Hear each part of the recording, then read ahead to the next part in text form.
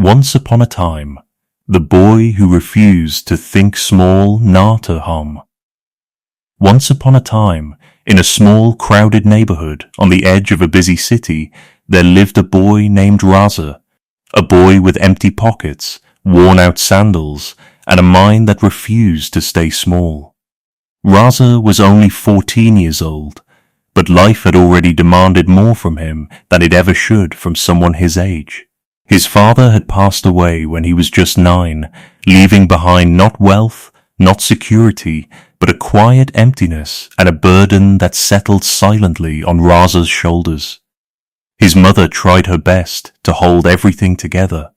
Every night, under the faint glow of a single bulb, she would sit on the floor and count coins, carefully, slowly, as if stretching each rupee could stretch time itself.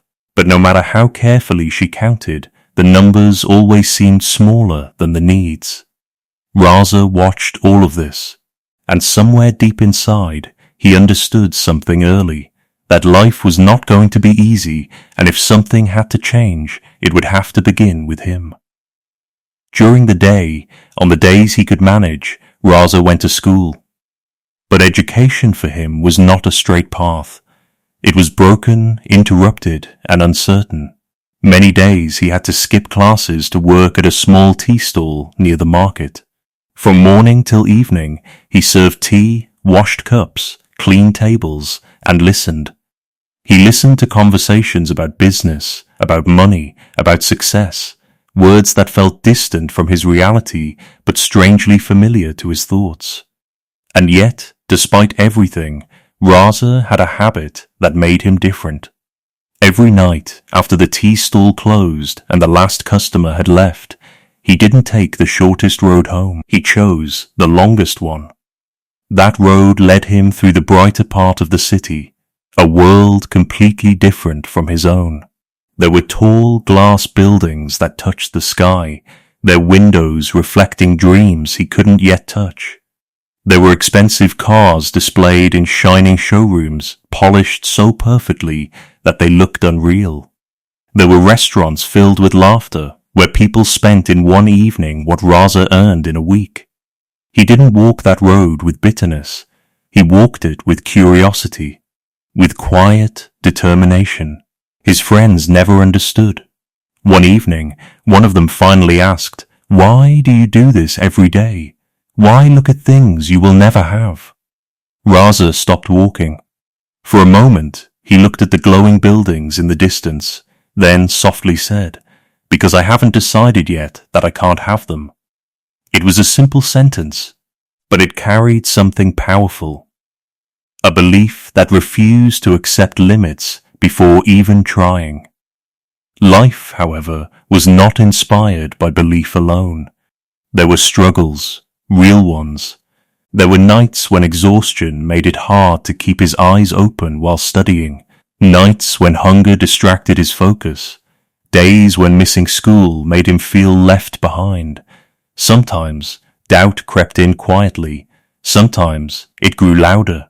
But in the middle of all this, there was one person who noticed something different in him, his teacher, Sir Bashir. Sir Bashir had been teaching for decades. He had seen hundreds of students come and go, but Raza stood out, not because he was perfect, but because he thought differently.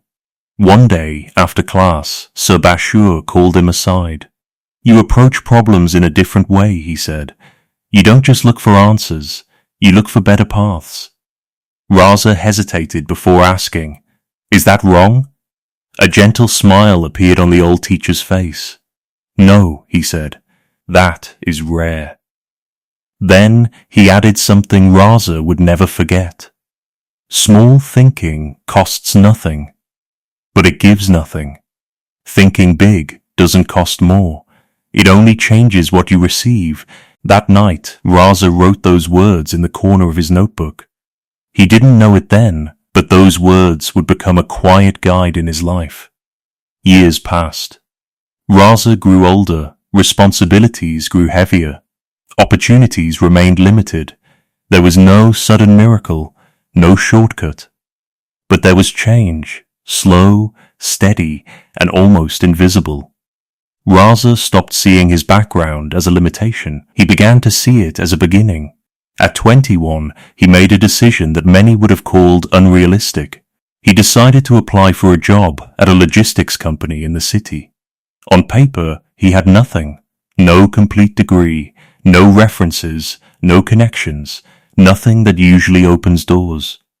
But he had something else, something far more valuable. For 2 weeks, Raza studied the company from a distance. He observed their delivery patterns, noticed delays, identified inefficiencies.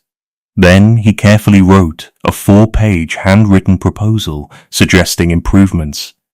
It wasn't perfect, but it was thoughtful, and it was honest. When he walked into the office, he didn't carry confidence in his appearance. He carried confidence in his effort. The manager who interviewed him had already seen countless applicants. Most of them spoke about their needs, their qualifications, their expectations. Raza was different. He handed over his proposal. The manager read it slowly, silently, then looked up.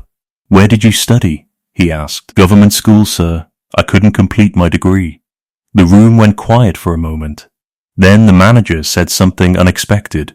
"Most people come here asking what they can get. You came here showing what you can give."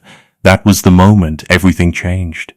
Raza got the job, but more importantly, he proved something to himself, that thinking differently was not a weakness, it was his strength.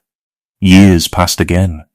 Raza worked hard, learned quickly, took responsibility seriously, and most importantly, he never stopped thinking bigger than his circumstances. At 35, he owned a small logistics company. It wasn't massive. It wasn't one of those shining towers he once walked past. But it was real. It employed people. It paid salaries on time. It created stability, not just for him, but for others too. His mother still lived in the same neighborhood. He had offered to move her many times. But she always smiled and said, "This place raised us. Let it stay part of us." Raza understood, because even though his life had changed, his roots had not. And sometimes, late at night, he still walked that same long road, past the lights, past the buildings, past the life he once imagined. But now, he didn't walk with longing. He walked with gratitude. Gratitude for the boy who chose to look up. Gratitude for the belief that refused to stay small. Because in the end, Raza realized something simple, yet powerful. You cannot change your life overnight. But you can change the way you think. And once your thinking changes, everything begins to follow.